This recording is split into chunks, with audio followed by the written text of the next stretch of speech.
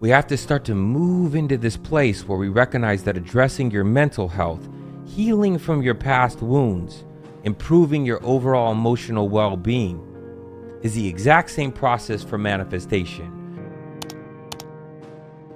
That addressing your mental health and manifestation are not mutually exclusive. These things can be connected.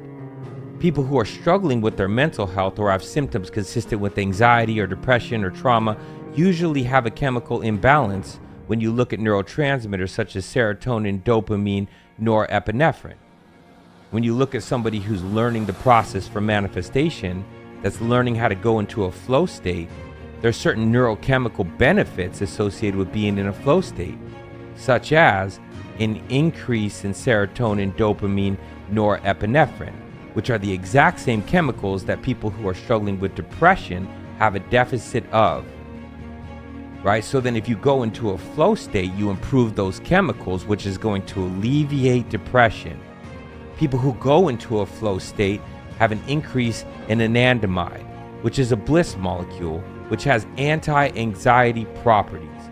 So if you're looking to manifest and going into a flow state, then you're going to have an increase in anandamide, which is going to be the bliss molecule that has anti-anxiety properties, which is going to alleviate your anxiety.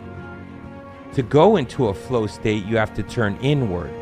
It's an inside job.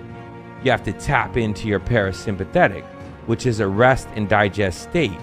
Now, you can't be in the parasympathetic and the sympathetic at the same time.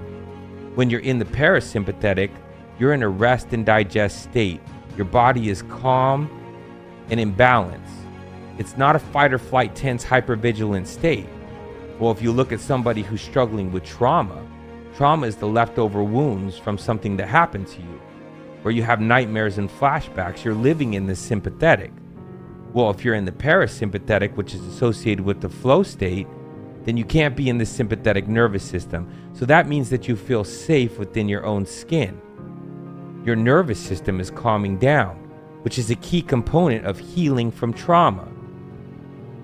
So you have to take a look at manifestation not as the seeking of external goals, right? Getting a job, making more money, getting a degree, buying a house. Those things are fine. But manifestation is really an internal state that you're looking to achieve in order to gain something from the external environment. But you can actually manifest a new version of yourself, a new internal state.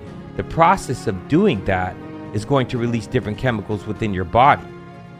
So you're not running from an old version of you that's struggling with mental health symptoms. You're actually turning and running